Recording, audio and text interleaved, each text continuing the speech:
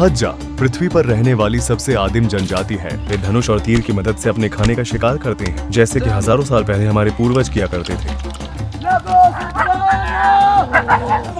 जंगली सवाना की गहराई में जहाँ कोई नहीं जानता कि अगली झाड़ी के पीछे क्या होगा, वे रॉक हाइरैक्स, एंटीलोप्स और बबून का पीछा करते हैं।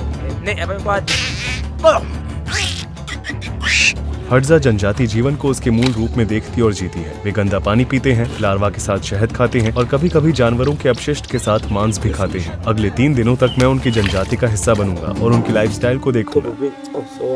हड्जा जनजाति 50,000 से भी अधिक सालों से नॉर्थ तंजानिया में मौजूद इयासी झील के पास रह रही है और आधुनिक दुनिया के साथ उनका संपर्क लगभग 150 साल पहले हुआ था। वे हड्जानी बोलते हैं, जो कि क्लिक्स के साथ एक अनोखी भाषा है। सदस्य हमें उनके प्रमुख के पास लेकर गए। मेरा नाम सागोरो है। सागोरो। रूही। लड़के कहाँ हैं? चलो उन्हें ढूंढते हैं। उन्हें पहले से ही नहीं जाना चाहिए था।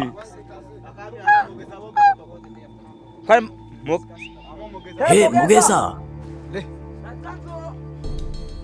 हम हज्जा हैं और हमारी हज्जाबे जमीन पर आपका।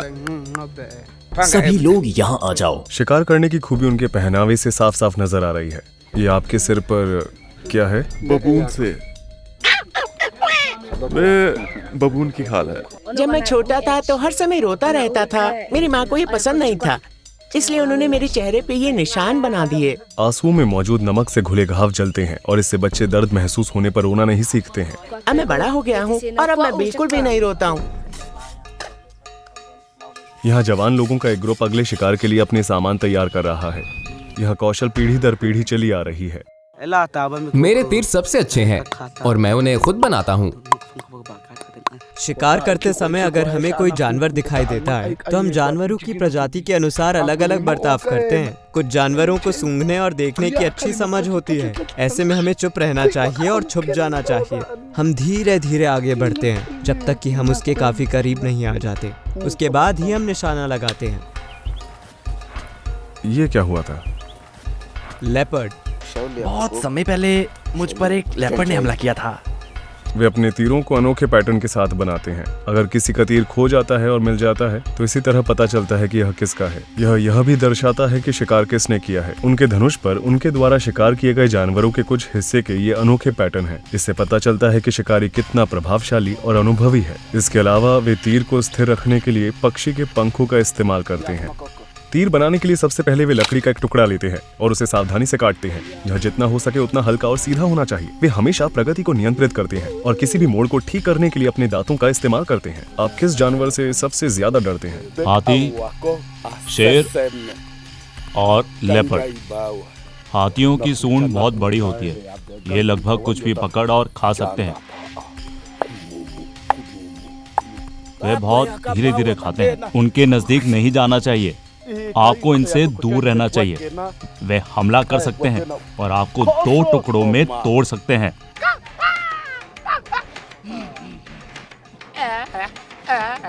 बबून। हम जाकर उनका शिकार करेंगे। हम बबून का शिकार करने के लिए कल रवाना होंगे। आप अभी सो जाइए और फिर सुबह बबून के शिकार में शामिल हो जाइएगा। हम सुबह होने से पहले इकट्ठे हो गए हैं। सकुरो अन्य शिकारियों को जगाने के लिए चिल्ला रहा है। कृपया ध्यान दें कि आने वाले कुछ सीन सेंसिटिव हो सकते हैं। हम आपसे अनुरोध करते हैं कि आप हज्जा जनजाति की संस्कृति और लाइफस्टाइल का सम्मान करें और इसे खुले दिमाग से देखें। जंगल में हमारी यात्रा तब शुरू होती है जब हर कोई तैयार हो जाता है। दरअसल वे लोग अलग अलग ग्रुप्स में बढ़ गए हैं, तो इस तरह वे शिकार में अपनी संभावनाओं का लाभ उठाते हैं। हाँ, सभी तैयार हो रहे हैं। देखते हैं आगे क्या होता है। एक बार जब दिन का उजाला हो जाता है, हम सकुरो के नेतृत्व में जंगल में जा रहे हैं। हमारे पास लगभग 10 शिकारी कुत्ते हैं जो अलर्ट पर हैं। शिकारी चाकू, धनुष, जहर वाले और बिना जहर वाले तीर ले जा रहे हैं। सकुरो ने इस ओर इशारा किया है। हम अब अलग हो रहे हैं। वहां देखो। तो हम इस ग्रुप को फॉलो करेंगे। हमारा एक दल सकुरो और कुत्तों का पीछा कर रहा है। पूरे शिकार के दौरान हम समय समय पर समूहों में अलग हो जाएंगे। इस विशाल जमीन में कुत्ते हमारी आंखें और कान हैं। वे फैल रहे हैं और व्यापक क्षेत्र में खोज रहे हैं। यह रणनीति कुत्तों और हमें दोनों को अधिक जमीन कवर करने और जानवरों को देखने की हमारी संभावनाओं को बढ़ाने की अनुमति देती है। दोस्तों वहां देखो।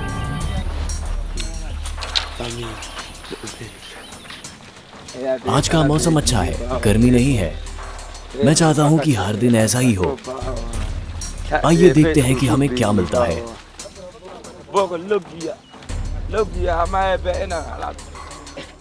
वे इस कीचड़ भरे तालाब का इस्तेमाल करते हैं।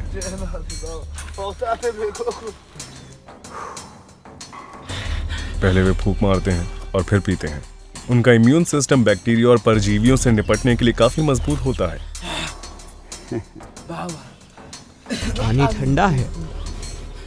उन्हें इसकी परवाह नहीं है कि यह साफ है या नहीं। कुत्तों ने भागना शुरू कर दिया है। वहां कुछ है, दौड़ो। वो उस छेद के अंदर लंबी छड़ी डालने वाला है। वो जानवर को बाहर आने के लिए उसे हिलाने की कोशिश कर रहा है। पिछली छड़ी ज्यादा लंबी नहीं थी, अब वो लंबी छड़ी बना रहा है। कुत्ता जानवर को आसानी से पकड़ने के लिए एक बड़ा गड्ढा खोदने की कोशिश कर रहा है। नेवला,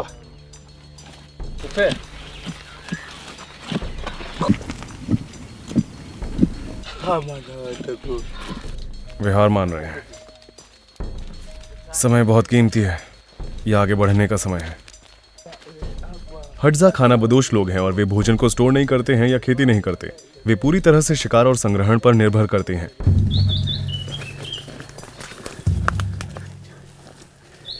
चुप रहो।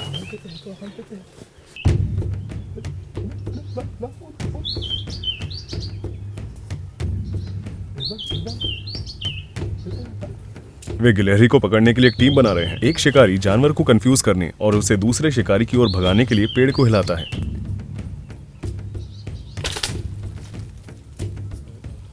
उन्होंने पकड़ लिया।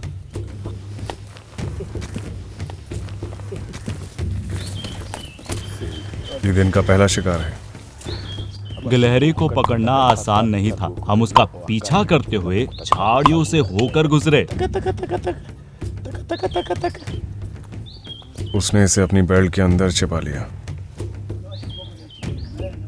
वह अब अपने तीर की तलाश कर रहा है। हर एक तीर उनके लिए बहुत मूल्यवान है। इसे बनाने में बहुत समय लगता है। कुत्ते सकोरों को घटनास्थल की ओर लेकर जा रहे हैं। वह जानवर को दूर जाने से रोकने के लिए खुली जगहों पर घास से भर रहा है। आपने इसे क्यों नहीं पकड़ा? नेवला पकड़ते समय बहुत रोता है। नदी के नीचे बहुत पानी है। बैरी नदी। यार, आप नदी पार नहीं कर सकते। हम अपना रास्ता बदल रहे हैं क्योंकि हम आगे नदी पार नहीं कर सकते। आखिरकार आराम करने का समय आ गया है। हमें चलते चलते 4 घंटे हो गए हैं। अगर आप इस पेड़ को देखें तो ये चीजें हमें हमेशा मिलती रहती हैं। इससे हमारे कपड़े फट जाते हैं। इसका नाम बबूल है। सकोरो नीचे अन्य शिकारियों पर नजर रखता है। कुत्तों ने इस रॉक हायरैक्स को पकड़ लिया, लेकिन उन्होंने इसका आधा हिस्सा खा लिया। अब सकोरो नीचे की ओर जाने के लिए चट्टानों का सहारा ले रहा है। उसके पैरों में कांटे चुभ रहे हैं। वो अपना रास्ता साफ करने के लिए शाखाओं को काट रहा है।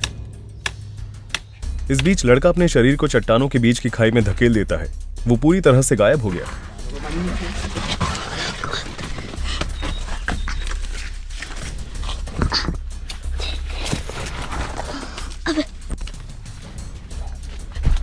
जो लड़का इस चट्टान के अंदर गया वो पूरे इलाके को एक तरफ से दूसरी तरफ तक चक्कर लगा रहा है। वह और कुत्ते काफी छोटी जगह में अपने शिकार की तलाश कर रहे हैं। उन्होंने इस चट्टान के नीचे एक और रॉक हायरैक्स को मार गिराया। ध्यान से। ये उस तरफ से चला गया। उन्हें वहां कुछ और दिखाई दिया। लगता है कुत्तों को इसके बारे में पता चल गया। ये एक बड़ी रॉक हायरैक्स है। वे इसे बाहर निकालने की कोशिश कर रहे हैं। यह एक ऐसा भोजन है जो तैयार है लेकिन अभी तक पहुंच योग्य नहीं है। जो घोंसले में था उसे पकड़ लिया गया है। ये लो दोस्त। यह जानवर अभी भी जीवित है। वह अपने तरीके से खत्म करने की कोशिश कर रहा है। यह सही तरीका नहीं है, बिल्कुल भी सही नहीं है। ये पहले ही मर चुका है। रॉक हायरैक्स।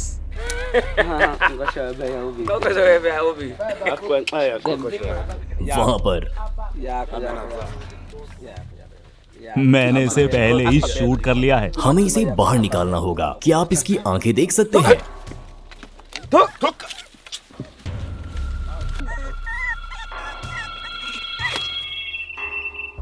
ये रॉक हायरैक्स ऐसे ही रोता है, लेकिन हमें इसकी परवाह नहीं है। ये हमारे लिए सिर्फ खाना है। पत्थर का इस्तेमाल करो। कुत्ते से लेकर जाने की कोशिश कर रहे हैं। ये तीसरा रॉक हायरैक्स है।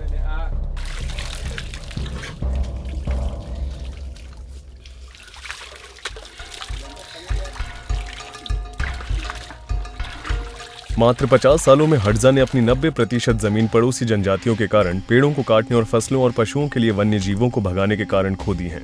वे इतने बड़े एरिया में रहा करते थे। मेरा मतलब है यह पूरा एरिया। जानवरों की आबादी में गिरावट ने उनके लिए शिकार और जीवित रहना अधिक मुश्किल बना दिया है। उनकी लाइफस्टाइल खतरे में है। इसे देखो, वह अपनी हथेलियों के बीच तेजी से तीर घुमाकर 1 मिनट से भी कम समय में आग जला देता है। अब वे एक प्रकार के पौधे का सेवन करने के लिए ब्रेक लेते हैं, क्योंकि उनका मानना है कि इससे उनकी दृष्टि बढ़ती है और शिकार की संभावना बढ़ती है। एक समय ऐसा भी था जब हमने इस पहाड़ पर कई सारे बैबून्स का शिकार किया। कुत्ते पागलों की तरह उनका पीछा कर रहे थे। हमने उनमें से 2 को पकड़ लिया है। बाकी लोग दूसरी तरफ चले गए। वो बैबून की टोली बहुत आक्रामक थी। यहाँ तक कि इस इलाके में पैदल चलना भी एक चुनौती है। मैं फिर से फंस गया। इसे घड़ी की दिशा में घुमाएं। इसे दूसरी तरफ रखें। इस तरफ, इस तरफ, इस तरफ, दूसरी दिशा में। हाँ। अरे, लड़का नेवले की तलाश कर रहा है। वहाँ हर उस गैप की जांच कर रहा है जिस तक वो पहुंच सकता है।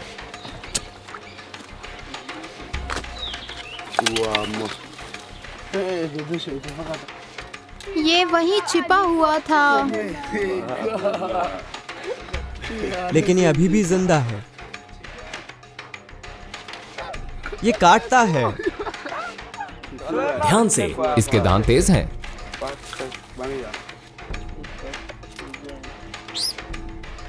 मैंने तुम्हें ढूंढ लिया। तुमने सोचा कि मैं तुम्हें पकड़ नहीं पाऊंगा। अब क्या हुआ? पत्थर का इस्तेमाल करो।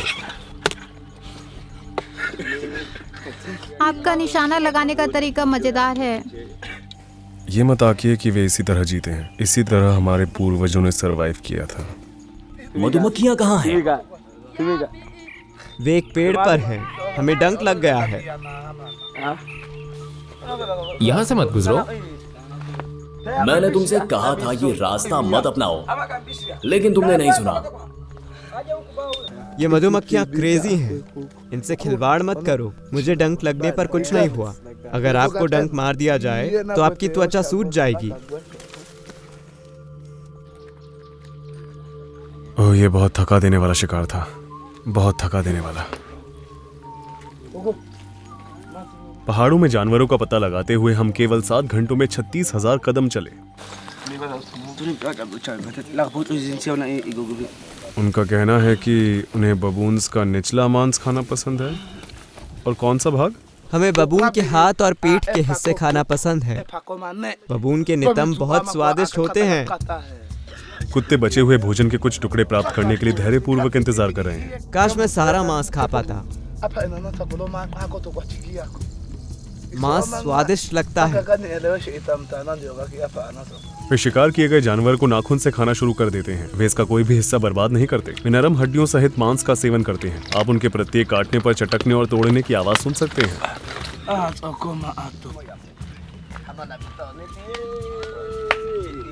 चलो इस हिस्से को खाते हैं। मैं बेहद खुश हूँ कि मुझे हड्जा लोगों के साथ शिकार करने का मौका मिला।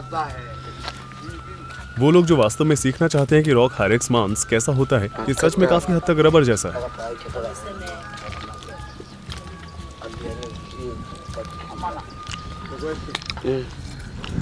रॉक हायरैक्स।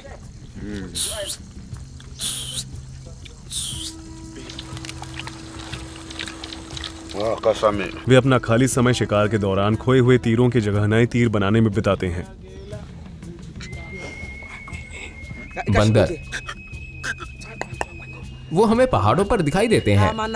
प्रत्येक हज्जा जनजाति में लगभग 30 लोग होते हैं। उनका एवरेज लाइफ स्पैन लगभग 32 साल है। यह वास्तव में शिशु मृत्यु दर की उच्च दर के कारण है। आमतौर पर एक हज्जा महिला 4 बच्चों को जन्म देती है, लेकिन उनमें से केवल 1 या 2 ही जीवित रह पाते हैं। शहद उनके लिए लिक्विड के फॉर्म में गोल्ड से कम नहीं है। जंगल में उन्हें मजबूत बनाए रखने के लिए ऊर्जा और महत्वपूर्ण पोषक तत्वों से भरपूर यह जनजाति में सबसे अधिक खाया जाने वाला भोजन है। हम एक बाओबाब पेड़ के नीचे हैं। आपको वहां ऊपर उस पेड़ के अंदर एक छेद दिखाई दे रहा है? शहद वही है।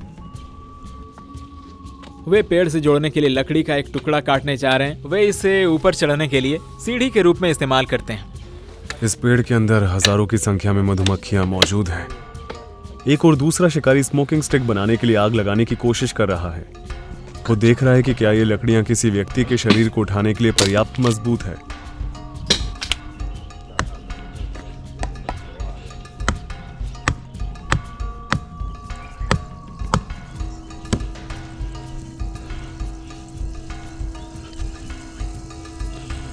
अब वह मधुमक्खियों को थोड़ी देर के लिए शांत करने के लिए धूम्रपान की छड़ी को छत्ते में रख देता है।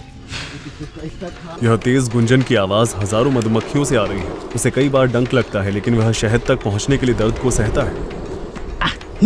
उसे जल्दी करना चाहिए क्योंकि मधुमक्खियां छत्ते से बाहर निकल जाएंगी और हम नहीं चाहते कि वे हमारा पीछा करें।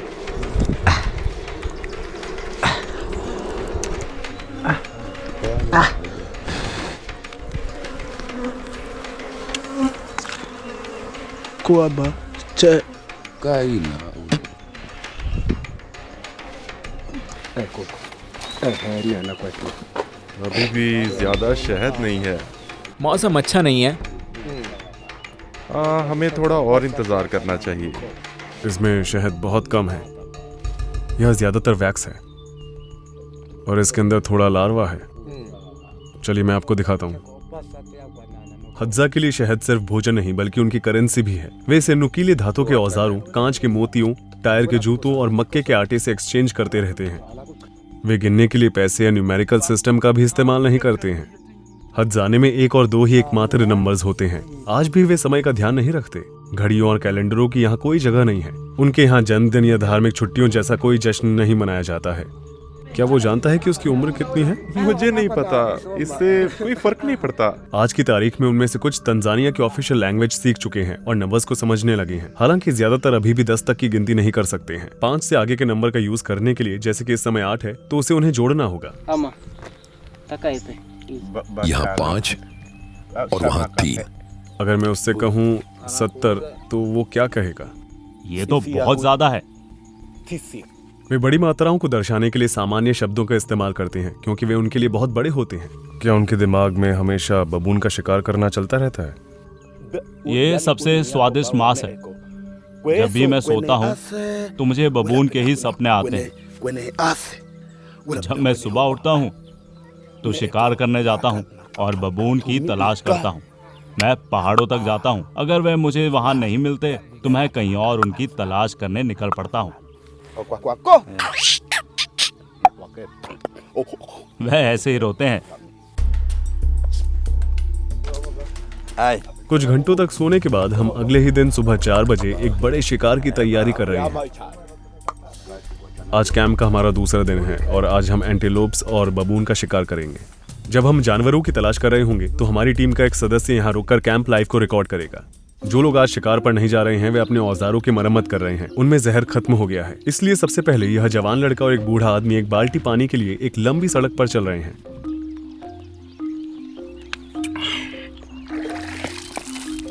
अपने दैनिक कार्यों में बिजी होने के बावजूद वे आज के खाने के लिए हर अवसर का लाभ उठाने की पूरी कोशिश कर रहे हैं। कई नाकामयाब कोशिशों के बाद उसे कैंप में जाते समय एक बड़ा सा स्नेल मिला। ये एक स्नेल है। हम हद्सा इसे भी खाते हैं। हाँ, हम बस इसे आग पर पकाकर खाते हैं। क्या आपको वो पहाड़ दिखाई दे रहा है? उनका मानना है कि वहां बहुत सारे लकड़बग्गे हैं। युवाओं को स्नेल का स्वाद ज्यादा पसंद नहीं आता और इसलिए वे इसे अपने बड़ों को खिला देते हैं। पहले जब कोई ट्राइब का मेंबर बूढ़ा हो जाता था तो युवा उनके लिए एक बड़े जानवर का शिकार करते थे और उसके मांस को अंतिम दावत के रूप में पेश करते थे और फिर अपने बड़ों को आखिर तक भूखा मरने के लिए छोड़ देते थे। आजकल वे पुराने सदस्यों की देखभाल करते हैं और उनके साथ अपने शिकार को बांटते हैं। ये टहनी डेजर्ट रोज पेड़ की है। जिसमें हत्जा शिकारियों को बड़े जानवरों से लड़ने में मदद करने के लिए कई सारे इंग्रेडिएंट्स हैं। ये रहा ज़हर। वे शाखा को छोटे छोटे टुकड़ों में काटकर उन सभी को एक पैन में रखकर शुरुआत करते हैं। टुकड़ों पर ठंडा पानी डाला जाता है और मिक्सचर को उबलने के लिए छोड़ दिया जाता है। वह सतह से झाग को हटाने के लिए पत्तियां गिरा देता है। टुकड़ों को हटाने के बाद वह मिक्सचर को गाढ़ा होने तक उबलने देते हैं।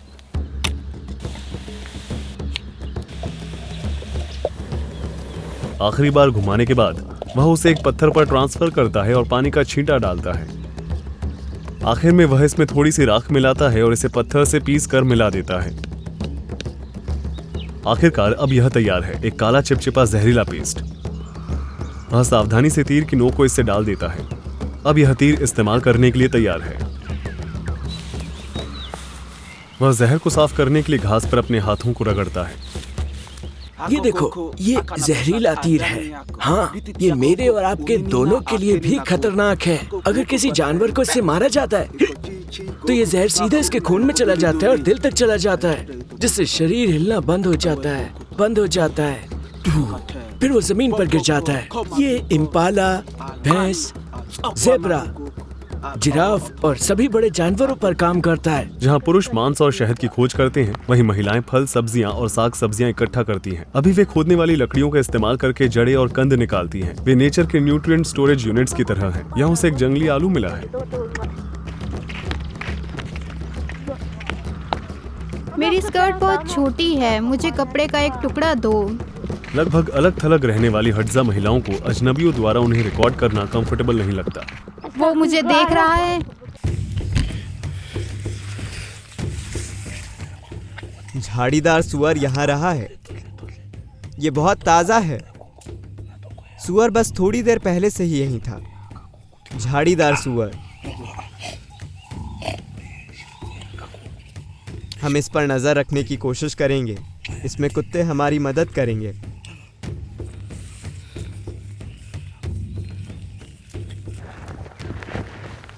देखो सुअर की निशानी। पेड़ पर एक और खरोंच है। उन्होंने एक तेज आवाज सुनी और अब यह पता लगाने के लिए रुक रहे हैं कि आवाज कहां से आ रही है। वे देखेंगे कि जांच करने के लिए कुछ है या शिकार करने के लिए कुछ है।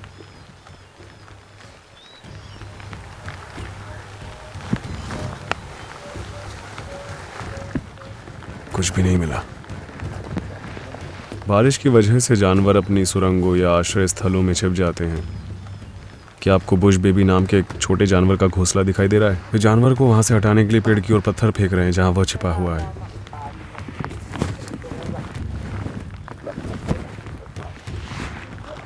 समय आ गया है दौड़ने का।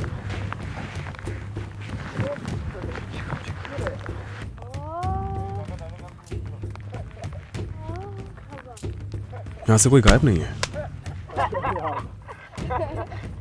तुम ये कैसे चूक गए? ये मस्ती कर रहे हैं। जानवर के पास जाने के लिए कोई और जगह नहीं है। देखो देखो। सावधान रहें, हमें तीर मत मारो, ये वाला मुश्किल है।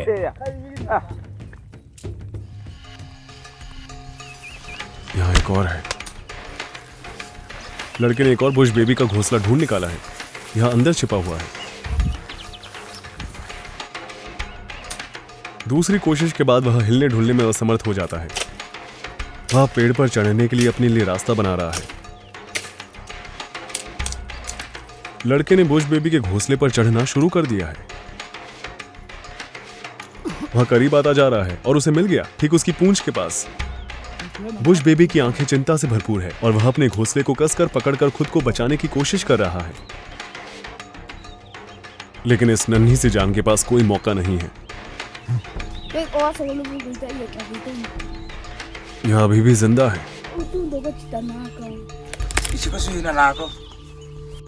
उसने उसे मार दिया। इस जानवर को बुश बेबी कहा जाता है। ये ज्यादातर रात के समय दिखाई देते हैं। हमने उन्हें सोते हुए देखा। सर से अटका है। ओह, उन्होंने इसे आंखों से पाया।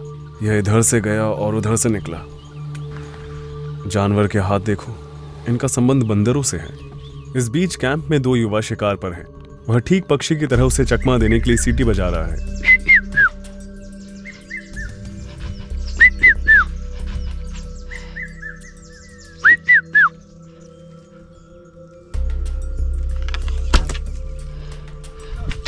इतना पास होते हुए भी इतनी दूर, वह चूक गया।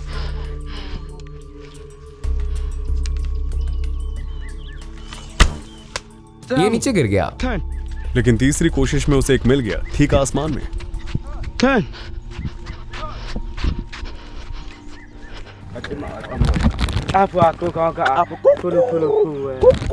हमें एक कबूतर मिला। इस कुत्ते को क्या हुआ? उसे काफी खरोंचे आई हैं। बबून्स ने हमारे कुत्तों को ये घाव दिए हैं। बबून्स? हाँ, थोड़ी बहुत। हाँ, क्योंकि बारिश रुक गई है, जानवर अब अपने आश्रय स्थलों से बाहर आ गए हैं और हज्जा उन्हें लेने के लिए तैयार हैं।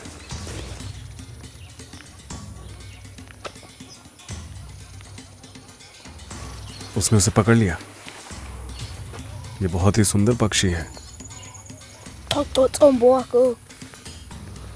दोस्त, क्या तुम्हें ये पौधा दिखाई दिया? इसे मत छुओ, इससे तुम्हें कई दिनों तक खुजली होती रहेगी।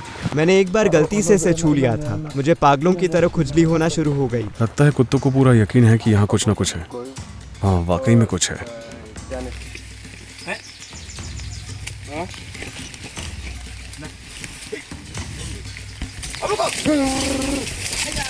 जल्दी करो, कुत्ते इसे खा रहे हैं। मेरे पास मेरा तीर कमान नहीं है। मुझे अपने तीर भी दिखाई नहीं दे रहे हैं। हालांकि वे अक्सर वफादार होते हैं, कुत्ते कभी कभी हज्जा शिकारियों के मुकाबले तेजी से काम करते हैं और शिकार को अपने हाथ में ले लेते हैं। वह अपने हाथ से पक्षी को पकड़ने की कोशिश कर रहा है। सकोरो और अन्य शिकारी अब थक चुके हैं। शिकार से छुट्टी लेकर हम वापस कैंप की ओर जा रहे हैं। अब हमें भूख लगी है, हमें खाना चाहिए। आखिरी बार आपने कब खाना खाया था? मैंने कल रात को ही खाना खाया था।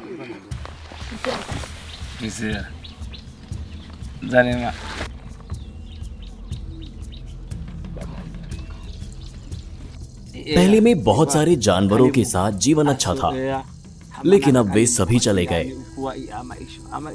बबून को ढूंढना मुश्किल होता है। वे अब चालाक हो गए हैं। डेथ के बारे में उसकी क्या सोच है? उसे क्या लगता है कि मरने के बाद वह कहाँ जाएगा? मुझे नहीं पता। देखो, मर जाने के बाद तुम्हें जमीन में दफन कर दिया जाता है। वही जीवन का अंत है। युवा अभी भी तीर चलाना सीख रहे हैं और यह उनकी क्लास का समय है।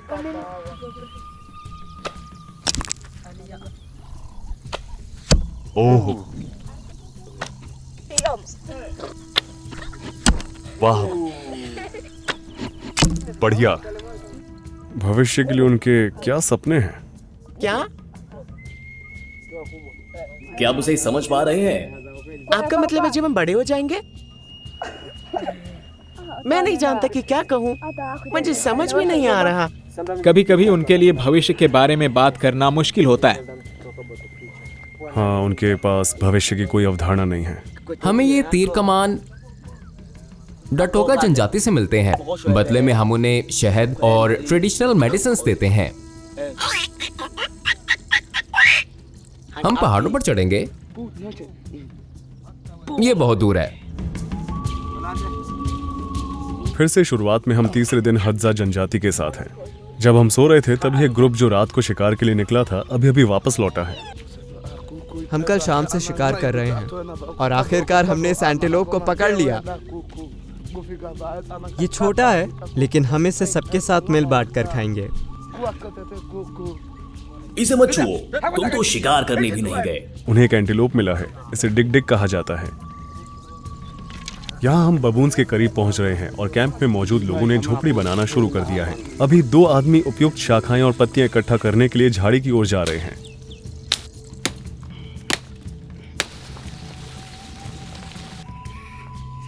बबून्स बहुत ही चतुर होते हैं। जब उन्हें कुछ महसूस होता है तो वे इधर उधर घूमते रहते हैं। उन्हें इंसान पसंद नहीं होते हैं। हमें आगे बढ़ना होगा, चलो।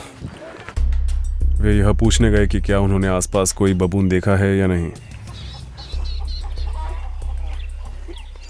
हम स्मार्ट हैं लेकिन वे भी कम नहीं। वे भाप सकते हैं कि हम उनके नजदीक आ रहे हैं। हम उन्हें ढूंढना जारी रखेंगे। इसका मतलब है हमें अपनी रणनीति बदलनी होगी। यह सब एक कदम आगे रहने के बारे में है। कैंप में मौजूद लोग अब अपने उन दोस्तों तक पहुंचने के लिए सीटी बजा रहे हैं जो सुबह शहद की तलाश में निकले थे और इसमें शामिल होकर जंगली शहद खाना चाहते हैं। स्वागत है। अब वे मीठी दावत का मजा उठा रहे हैं।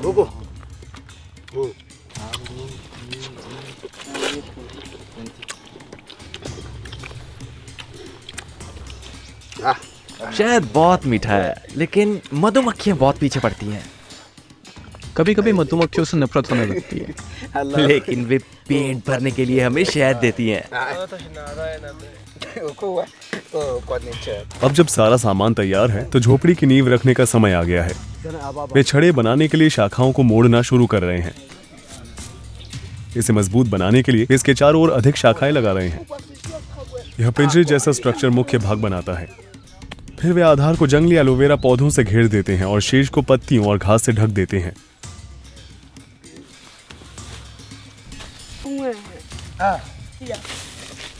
फिनिशिंग टच देने के लिए वे कुछ सफेद फूल लगाते हैं और बस कुछ ही घंटों में एक नया घर तैयार है जो इस युवा पिता और उसके परिवार को तोहफे में दिया गया है।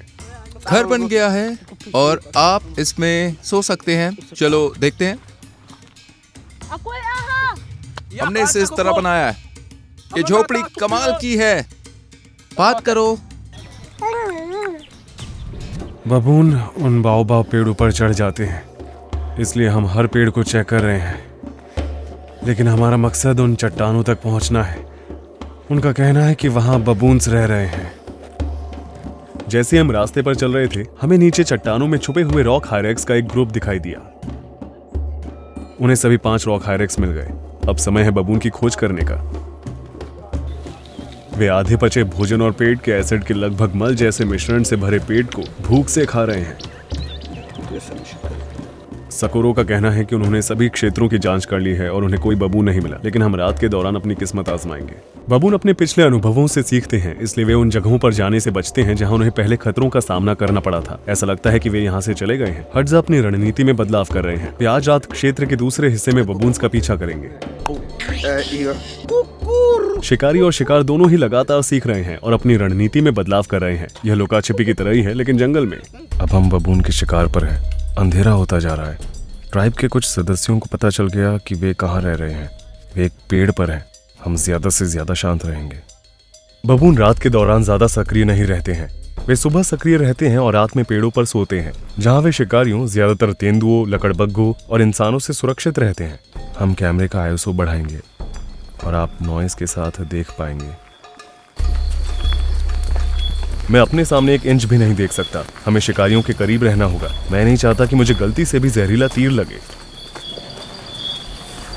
हम बबून के निवास स्थान की गहराई में जा रहे हैं। मुझे ऐसा लगता है जैसे हम जंगल को परेशान कर रहे हैं।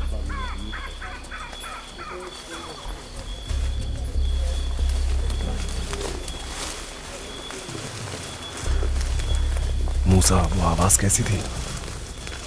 एक प्रकार का बुश बेबी, बड़ा वाला। बड़ा वाला। बबून बड़े ग्रुप्स में रहना पसंद करते हैं जिन्हें ट्रूप्स कहा जाता है, क्योंकि वे एक दूसरे का ध्यान रखते हैं, ग्रुप को संभावित खतरों के प्रति सचेत करते हैं और एक साथ मिलकर खतरों का सामना करते हैं। उन्होंने वहां एक देखा है। क्या उन्होंने किसी को देखा? ठीक है।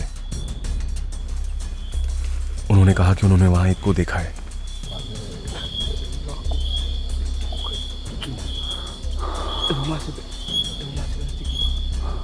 हमें चलना होगा। वे यहां नहीं है। बबून बेहद फुर्तीले होते हैं और जमीन और पेड़ दोनों पर तेजी से चल सकते हैं। वे यह तय कर रहे हैं कि हमें अब किस रास्ते पर जाना चाहिए।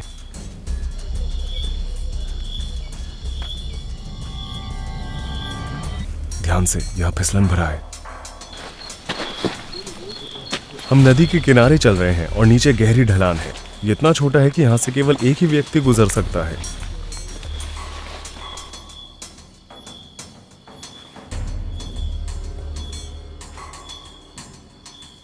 डेढ़ घंटा हो चुका है और हमें अब तक कोई बबून नहीं दिखा। वे हर जगह उसे ढूंढ रहे हैं।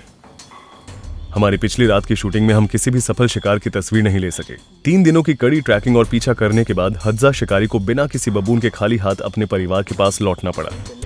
हालांकि एडिटिंग प्रोसेस के दौरान हमें एक फ्रेम से पता चलता है कि लाइट बंद होने पर एक बबून एक पेड़ से दूसरे पेड़ पर कूदकर भाग रहा था। वे इंसान की शारीरिक सीमाओं के बारे में जानते थे और इसलिए उन्होंने अंधेरे में चुपचाप भागने के लिए धैर्यपूर्वक रोशनी बुझने का इंतजार किया। यह अनएक्सपेक्टेड ट्विस्ट दिखाता है कि अस्तित्व हमेशा मजबूत या चतुर लोगों का पक्ष नहीं लेता। यह सबसे अधिक अनुकूलनीय होने के बारे में है। बबून का शिकार आखिरकार समाप्त हुआ। हम सफल नहीं हुए। बेशक जानवरों ने हमें सुन लिया होगा। हज़ार लोग इस दुनिया में वैसे ही रहते हैं जैसे हम हजारों साल पहले रहा करते थे। इस समुदाय के लिए सबसे बड़े खतरों में से एक निसंदेह है मॉडर्नाइजेशन और इस अनोखे ह्यूमन कल्चर को खोना है। वे अतीत की खिड़की की तरह है तो वे हमारे पहले के सबसे आखिरी हैं। रूही चैनित यहाँ पर था।